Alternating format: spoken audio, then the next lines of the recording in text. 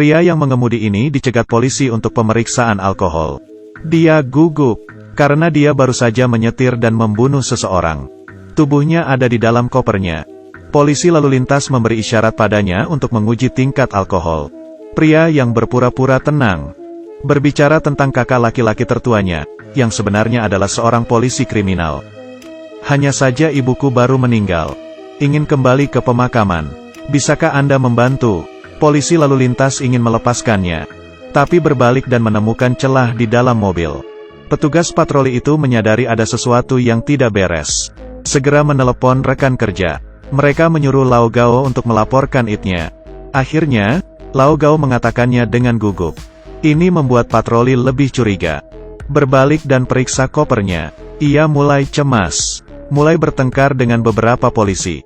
Namun pada akhirnya pria itu dijatuhkan ke tanah. Polisi itu tertegun, tepat saat polisi hendak membuka bagasi. Berita dari radio, dikonfirmasi bahwa Lao Gao memang seorang detektif. Ini sangat buruk, pejabat senior ini menakuti polisi. Tapi Lao Gao bergegas ke pemakaman ibunya dengan tergesa-gesa. Ditambah hati nurani yang bersalah. Itu hanya menegur mereka dengan berpura-pura dan pergi. Rumah duka, Lao Gao sedang bersiap untuk menutup ibunya. Ia menerima pesan teks dari koleganya di tengah proses. Diketahui bahwa mereka serakah. Jaksa membawa orang untuk menggeledah mobilnya.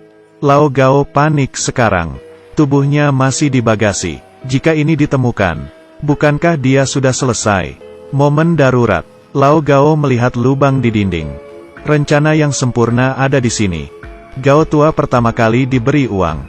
Dia mengatakan akan berduaan dengan ibu untuk sementara waktu. Lalu dia keluar dan membeli beberapa balon.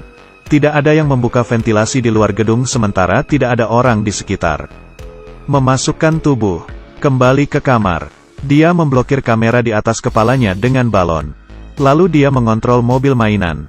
Menarik tali dengan mayat. Itu saja, Gao tua tanpa sadar mengambil mayatnya. Taruh di peti mati ibunya. Tapi tepat ketika dia selesai memaku paku dan menghela nafas lega, ponsel almarhum di peti mati berdering. Ini karena keamanan di luar juga memperhatikan kebisingan yang tidak normal. Siap untuk masuk dan memeriksa situasi. Gao yang putus asa hanya bisa berdoa agar ibunya muncul.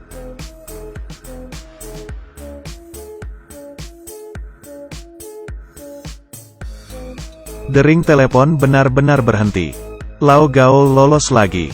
Setelah berurusan dengan pemakaman ibu, Lao Gao mencari peluang. Membuat kecelakaan mobil. Tutupi bekas-bekas kecelakaan mobil sebelumnya. Pada waktu bersamaan, kabar baik dari kantor polisi. Hanya saja mereka tidak akan dimintai pertanggungjawaban atas korupsi mereka. Tapi sebagai hukuman, mereka perlu menangkap pembunuh dengan kejahatan keji. Lao Gao mengambil pesanan yang diinginkan dan melihatnya. Bodoh, tahanan ini bukan orang lain. Itu adalah pejalan kaki yang dibunuh olehnya hari itu. Polisi melarikan diri setelah memukul seseorang. Hasilnya dipelajari keesokan harinya. Pria yang dipukul ternyata adalah pembunuh buronan. Saat ini, kolega saya tidak tahu bahwa narapidana itu sebenarnya telah dibunuh. Mereka datang ke rumah sewa narapidana bersenjata lengkap. Ternyata kosong. Semua orang akan pergi. Lao Gao melihat anak anjing.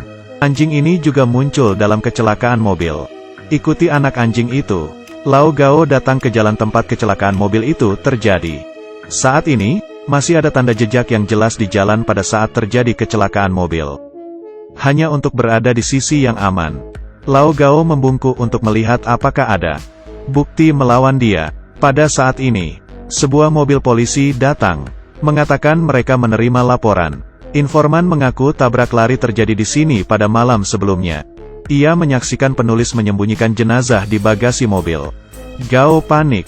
Pada waktu bersamaan, rekan-rekan akhirnya tiba. Ketika saya mendengar bahwa tabrak lari terjadi di sini, Kapten meminta Ai dan Lao Gao untuk memeriksa kamera bersama. Di ruang pemantauan, Gao menghela nafas lega. Ternyata karena langit terlalu gelap, ditambah piksel kamera terlalu rendah, tidak melihat nomor plat kendaraan.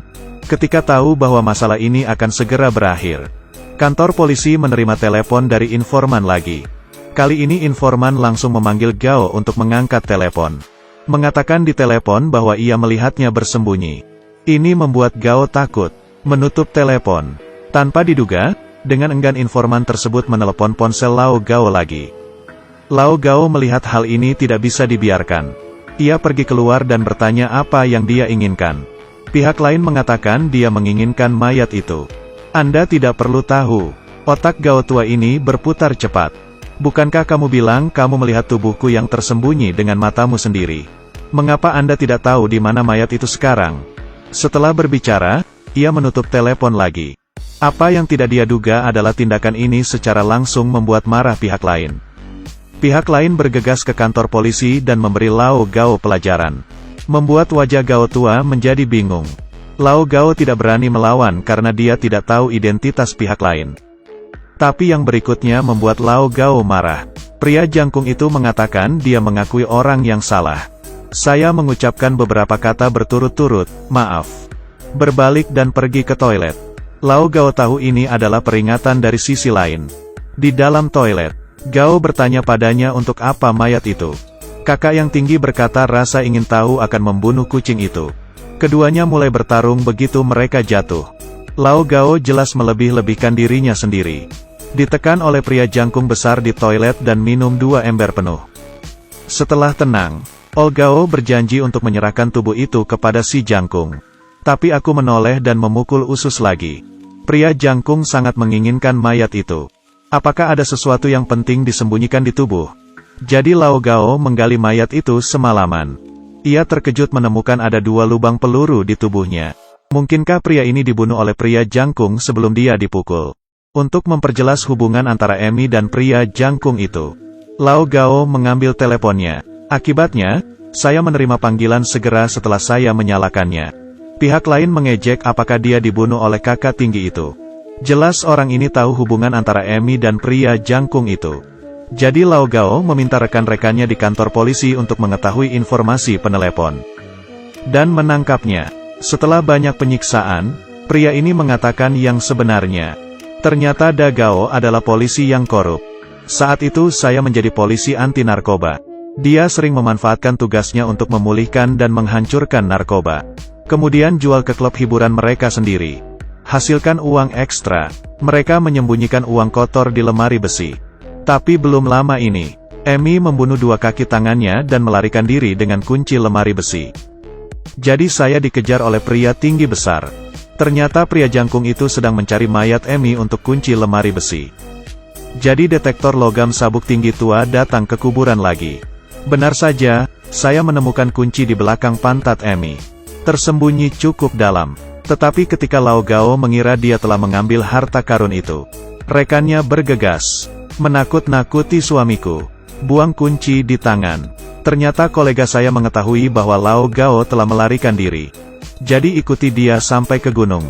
Rekan kerja akan membawa Lao Gao kembali ke kantor polisi untuk diinterogasi. Tapi di tengah jalan, dia berhenti lagi. Mengatakan bahwa dia baru saja kehilangan ibunya belum lama ini. Jika ini tertangkap lagi, tidak ada yang akan merawat putrinya. Lao Gao juga sangat terharu. Siap memberitahunya tentang kejahatan itu. Siapa yang tahu saat ini? Mendapat telepon dari pria jangkung. Tinggi besar mengancam tinggi tua. Keluar dari mobil jika Anda tidak ingin melukai rekan kerja Anda.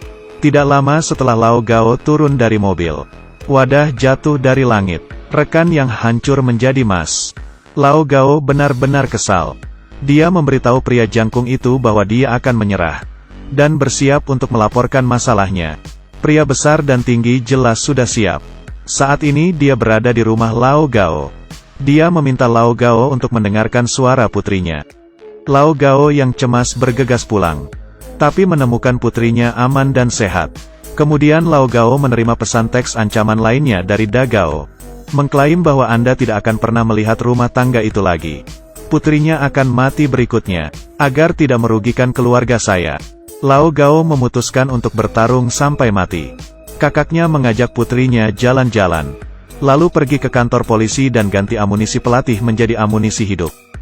Juga saat ini, Lao Gao menemukan bom waktu di rak. Lao Gao memasukkan bom ke belakang pantat mayat itu. Dan kemudian memberikan mayat itu kepada pria jangkung itu. Yang besar dan tinggi menggunakan detektor logam untuk memindai. Tersenyumlah di sudut mulut. Ini dia. Kemudian dia pergi tanpa menoleh ke belakang. Lao Gao dengan tenang menekan tombol ledakan. Menonton pria tinggi besar dan mobilnya tenggelam ke dasar danau. Hati Lao Gao yang menggantung lalu lepaskan. Dia pulang dan mandi dengan nyaman. Siap berlibur bersama putriku. Tapi saat dia membuka pintu, pria jangkung itu benar-benar muncul di depannya lagi. Ternyata si jangkung besar itu tidak mati. Keduanya langsung bertarung bersama. Berjuang. Keduanya melihat pistol di bawah rak buku pada saat bersamaan. Saat keduanya bertarung memperebutkan pistol, sebuah paku di rak buku menangkap pelatuknya. Pria jangkung itu dipukuli sampai mati oleh dirinya sendiri seperti ini. Kemudian Lao Gao datang ke kantor polisi untuk menyerah. Memberitahu bos tentang seluk-beluk masalah ini. Apa yang tidak dia duga adalah, bos untuk citra kantor polisi sebenarnya menekan segalanya. Tapi setelah kejadian itu, Lao Gao tidak punya wajah untuk tinggal di kantor polisi.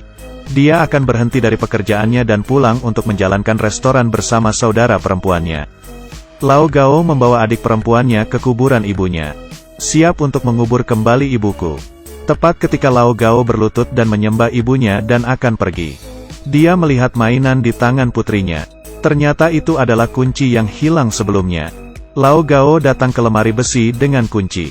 Perpustakaannya penuh dengan uang kertas.